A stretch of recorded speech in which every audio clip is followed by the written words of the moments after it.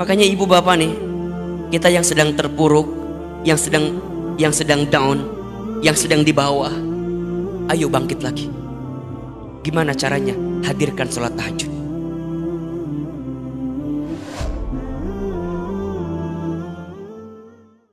Yuk, kita susun agenda hariannya. Bangun jam berapa? Sepertiga malam. Terus ngapain? Tahajud, ya.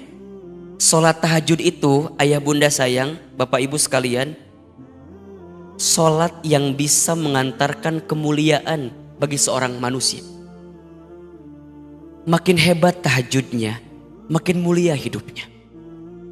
Surat Al-Isra ayat 79. Wa minal laili fatahajjad bihi nafilatan lak asa ayyab'asaka rabbuka maqamam mahmuda. Dan di waktu malam bangunlah, dirikan sholat tahajud. Tuh, langsung disebutkan langsung fatahajjad kan gitu. Bangunlah, dirikan sholat tahajud nafilatan laka, sebagai tambahan untukmu. Lihat apa yang akan Allah berikan kepada orang yang ahli tahajud. Asa ayyab asaka rabbuka maqamam mahmuda, maka Allah akan angkat derajat orang yang ahli tahajud tadi maqamam mahmuda, ke tempat yang paling tinggi. Makanya ibu bapak nih, kita yang sedang terpuruk, yang sedang down, yang sedang di bawah, ayo bangkit lagi. Gimana caranya? Hadirkan sholat tahajud. Hadirkan sholat tahajud. Sholat tahajud itu adalah sholat yang bisa menguatkan diri kita untuk bisa mendapatkan derajat tertinggi di hadapan Allah Subhanahu wa Ta'ala. Setelah itu ngapain Ustadz? Jangan tidur lagi, lanjut zikir, kan gitu. Perbanyak zikir di waktu sahur, minimal dengan istighfar. Astagfirullah, astagfirullah, astagfirullah. Mohon maaf, boleh jadi rezeki kita seret, hidup kita susah, hidup kita sulit, karena masih banyak dosa yang pernah kita lakukan. Mungkin ada dosa kita di masa lalu yang belum kita taubatin. Mungkin ada kesalahan kita di masa lalu yang belum kita istighfarin. Wa fil asharihum yastaghfirun. Kan begitu. Orang yang di waktu sahur mereka memperbanyak istighfar. Nabi SAW tidak pernah kurang dari 70 kali. Disebutkan dalam keterangan lain tidak pernah kurang dari 100 kali beristighfar setiap hari. Itu Nabi, Rasul. Surganya pasti, hisabnya aman, amalnya banyak, dosanya tidak ada, dimaksum. Tapi tidak pernah kurang dari 100 kali beristighfar. Kita siapa? Kita Nabi bukan, Rasul bukan, surga belum jelas, hisab masih menegangkan, amal dikit, dosa banyak. Kita masih belum mau istighfar. Allahu Akbar walillahil hamd. Ayo perbanyak istighfar di waktu sahur. Setelah itu apa Ustadz? Siap-siap, dirikan sholat sunnah fajar 2 rakaat sebelum subuh. Kan Bapak Ibu tahu apa pahalanya? Barang siapa yang menunaikan sholat fajar, sunnah fajar 2 rakaat sebelum subuh, maka dia mendapatkan pahala seperti apa? Seperti apa? Mendapatkan dunia beserta isinya. Bukan hanya dunianya saja, dunia beserta isinya. Bukankah itu yang kita cari selama ini? Betul apa enggak? Kita banting tulang, tulang banting, kaki di kepala, kepala di kaki, kesana kemari, mencari alamat palsu lagi. Apa yang kita cari? Dunia kan? Ya Rob, kata Nabi itu jelas. Orang yang sholat 2 rakaat sunnah fajar sebelum subuh dapetin dunia beserta isinya. Terus gimana Ustadz? Setelah itu subuh berjamaah ke masjid. Barang siapa yang sholat subuh berjamaah di masjid, maka di hari itu dia mendapatkan zimmatillah, penjagaan dari Allah.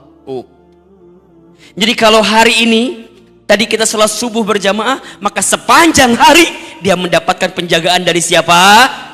Allah. Kalau Allah udah jaga kita, kelar hidup kita, enak, nyaman. Allah jaga kita. Mau ada yang nipu kita, mau ada yang zolim sama kita, mau ada yang ambil hak kita. Kalau Allah yang sudah jaga gimana? Allah jamin kita, aman hidup kita.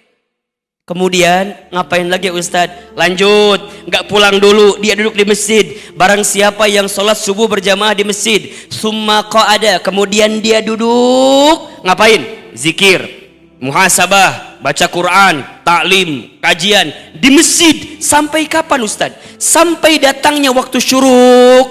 Setelah itu kemudian dia sholat 2 rakaat, maka dia mendapatkan pahala apa? Haji umrah sempurna. Kemudian Ustadz, infak sodakoh, infak pagi, sedekah subuh. Almarhum guru kita Allahu yarham Syekh Ali sering bilang, sedekah subuh. Ustadz, apa pahalanya? Ya Rob, perhatikan hadis berikut ini. Ya, untuk kita agar terbiasa sedekah subuh. Ma min yaumin tusbihul ibadu illa malakani yanzilani. Tidak ada di setiap hari seorang hamba kecuali di setiap pagi ada 2 malaikat yang turun kepadanya. Berapa malaikat? 2. Jadi setiap pagi ada 2 malaikat yang turun. Ahilman, ngapain malaikat itu? Ternyata 2 malaikat ini berdoa kepada Allah. Sekarang saya mau tanya, kalau malaikat berdoa pasti diijabah atau tidak? Pasti dikabulkan atau tidak? Pasti. Apa doanya? Malaikat yang pertama berdoa kepada Allah, Allahumma a'ti munfiqan khalafa. Ya Allah,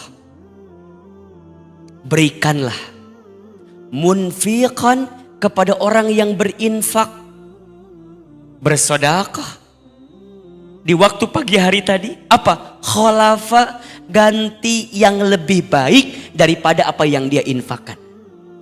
Ini yang doa siapa ini? Yang doa siapa ini? Malaikat, bukan Ahilman, ini malaikat yang doa ini. Ganti dengan yang lebih baik. Kemudian malaikat kedua berdoa, apa doanya? Allahumma ya Allah, a'ti, berikanlah, mumsikan, kepada orang yang pelit, medit, kopet, koret, apalagi? Meregehese, cap jahe, buntut kasir, medit betul. Apa? Talafa, binasakan dia dengan apa yang dia miliki. Apalagi Nabi juga berdoa di waktu pagi. Apa doa Nabi? Allahumma barik li ummati fi bukuriha. Ya Allah, berkahilah umatku di pagi harinya. Malaikat berdoa, Nabi berdoa, Allahu Akbar, tembus, mustajab. Dan itu adanya kapan? Di pagi hari. Makanya orang tua kita dulu ya suka bilang gini, jangan bangun kesiangan, nanti rizkinya dipatok. Yang ngambil ayam kan, bukan toko sebelah ya. Ayam. Ngapain lagi Ustadz? Baru ikhtiar, jalan, ayo siap-siap, bismillah. Yang kantor berangkat ke kantor, ya. Yang dagang siapin lapaknya, bismillah. Awalnya kita udah nyiapin ikhtiar langitnya dulu kan. Coba dari tahajud, istighfar, salat fajar 2 rakaat sebelum subuh, salat subuh, kemudian isyraq, kemudian infak sedekah. Masa sih rizkinya nggak ada? Ya nggak? Kemudian apa? Duha, salat duha. Barang siapa yang tidak meninggalkan 4 rakaat salat duha di pagi hari, maka Allah akan cukupkan kebutuhannya. Cukup kebutuhannya. kita gak usah minta banyak lah, minta cukup aja. Betul? Mau bangun rumah, cukup. Renovasi rumah, cukup. Ganti mobil, cukup. Nambah kendaraan, cukup.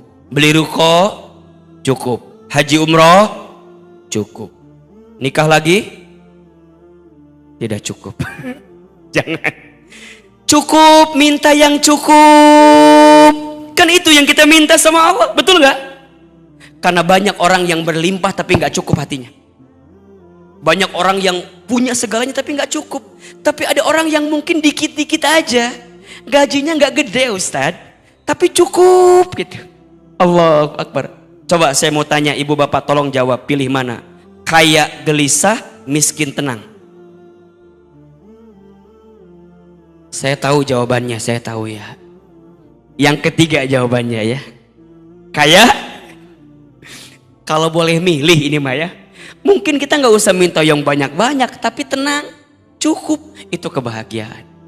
Maka ayo duha, jangan sampai lupa sholat duha itu. Kalau mau kita sempurnakan 12 rakaat kan. Barang siapa yang sholat duha 2 rakaat, maka kelak dia dibangunkan istana di mana? Di surga. Makanya dalam duha kita sering doakan setelah duha apa?